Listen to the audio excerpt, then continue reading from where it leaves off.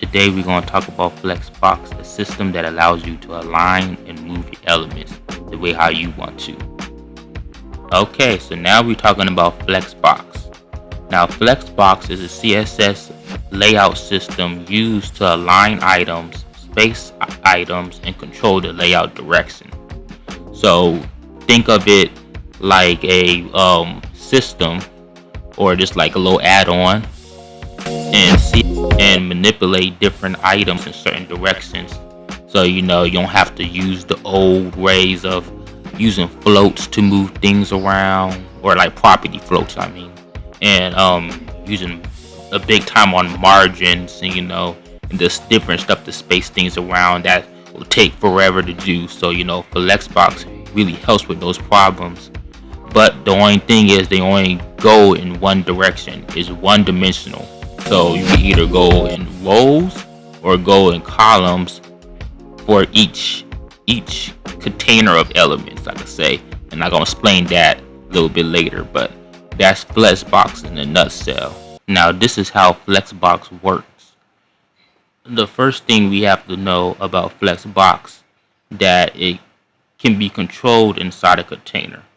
So when you have different items, well, technically it had to always be in a container for it to work. So you will have your container and you'll have your item, which is the element inside the container, and that's how it has to work. You can change. It doesn't matter which tag it really is. It just have to be a nested tag.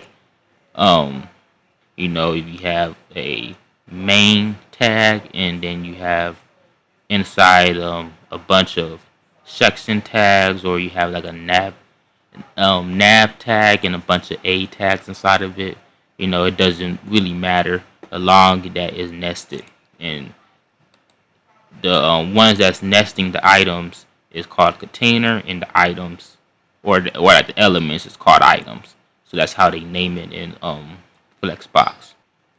Okay, so now we're going to show y'all how to activate it or display Flexbox on the screen.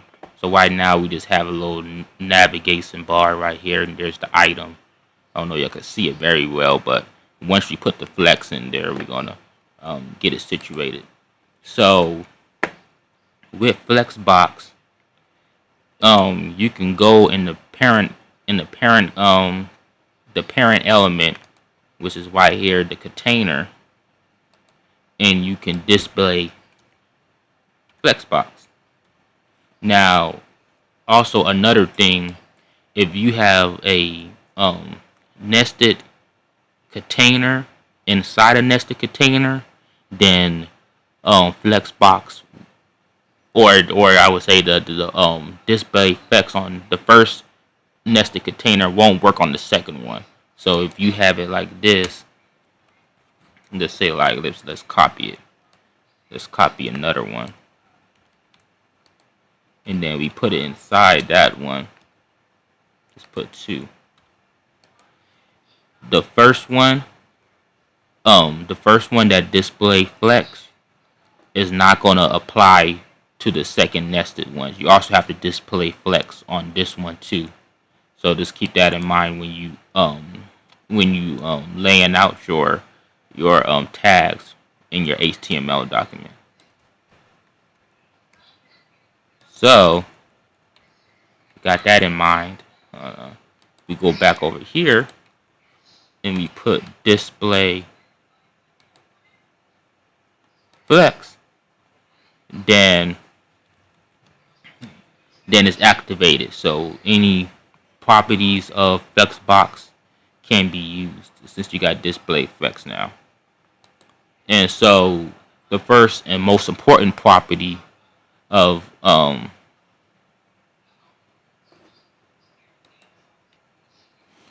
so the first property that we have to look at is flex directions. Now flex directions allows you to move your nested elements in a certain direction. Of course, flex direction. So you can either go in a row or you can go in a column. So if we by default, Flexbox by default is in a row, but you can put it in column.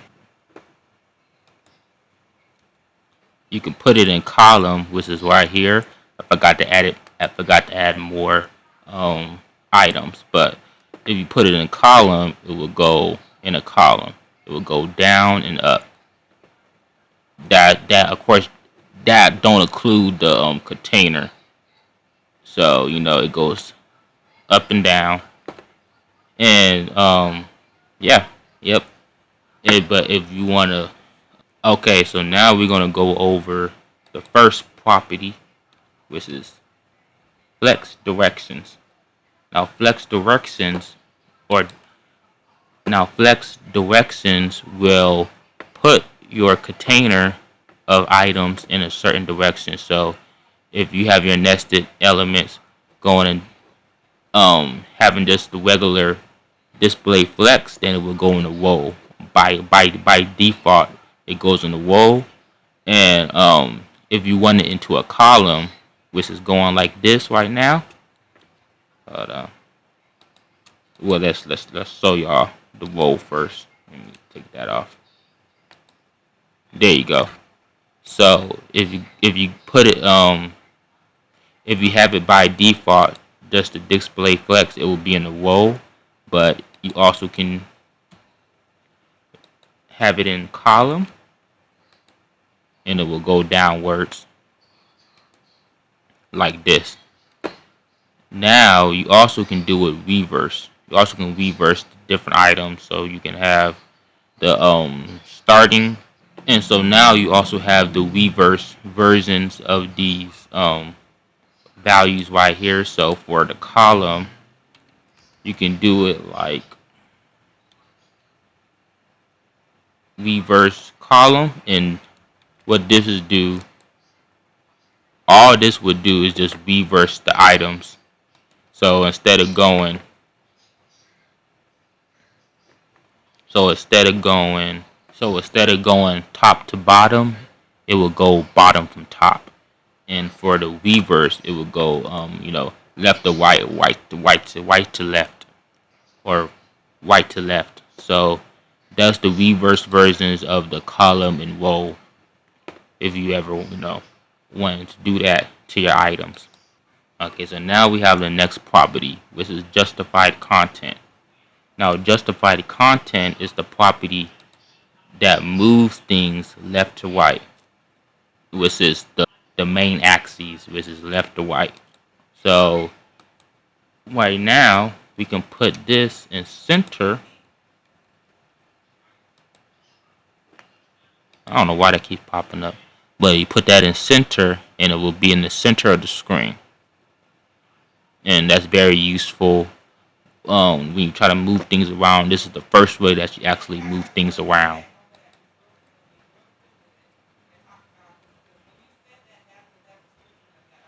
Then you also have flex start, which will put things at the start of the navigation bar we see, or the navigation bar we have. And then end, flex in will be put at the end of the navigation bar. That's very simple. Space around, which will add space around the items. Like this will add space at the end and in between and stuff. And then we have space evenly,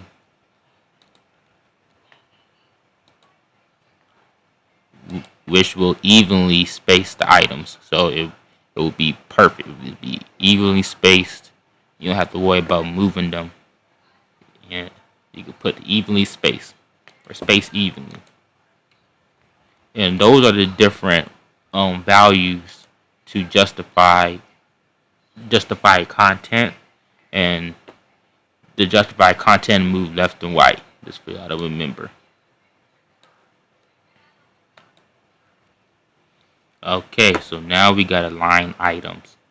So now align items, or yep, align items, move the items up and down. So it doesn't do left and right, it goes up and down. And it has the very similar properties like flex end. You do flex end. It moves it on the bottom. Flex center. I don't know if I can show this example real good with the navigation bar, but we're gonna see. It's centered. Now it's better looking. You can see it better. And yeah, those are the ones you've seen fun before with justify. But you also have new ones like baseline. Now baseline will move the item and match it with the baseline of the word you have. So to say like you have duh and the baseline is down here somewhere, the box will be down there with the baseline of the word. So I guess you use for specific scenarios, but it's there and exists. So yeah, okay. So those are all the values of align items. Okay, so now we got flex wrap.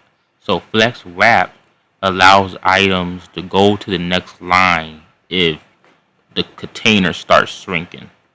So if you ever have the mobile version of your page, if you ever have the mobile version or the tablet version, you want a certain items to go to the next line or line up properly when it's shrinking, then this will really help with that. By default is no wrap because of course it doesn't wrap, but if we wrap it, it will go on the next line. So it just overflowed and went to the next line. Boom, boom. And if it's in the row, of course it will go on the bottom. So boom, boom. And yeah, that's wraps. You also got reverse wrap, which do the opposite item thing, like I was talking about the last time with justify. I think justify an align item or justify content in a line item. So yeah, it's the same thing. It's very simple. You can understand that. You can pretty much understand that. So yep, that's it. Okay, so now we have gap. Now gap allows you to put gaps in your items. So for example, we got a gap and we can put 20 pixels and it will create a gap in between your items. And that's gap, y'all. So now we have flex grow. So now flex grow will grow depending on how many items there is. If there's a lot of items, there would be different ratios that it would take up. So now right now it's taking up an equal amount of space.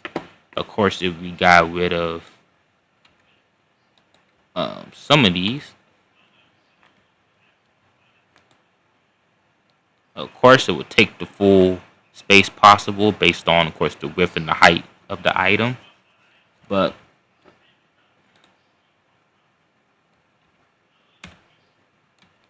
right now, it's taking up the equal amount. I think this is 1/3. I think that's what it is, 1/3. And of course, you can change the number of one of these and take up some more. And it could be another one. And it will just take up space like that. And that's grow.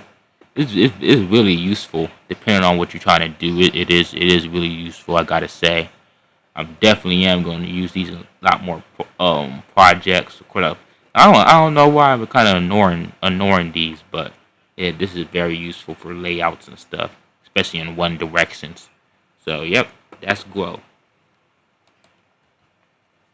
Also, there's another thing I got to tell you before I go. Um, you also can shrink it. So you instead of saying grow, you can put shrink, and it will shrink the items accordingly. And that will be it for grow and shrink, y'all. I thank y'all for watching the video. I hope you like, subscribe, and turn on the notification button, and check out the links for any updates or more content that I have on my social medias. And see y'all later into the next video.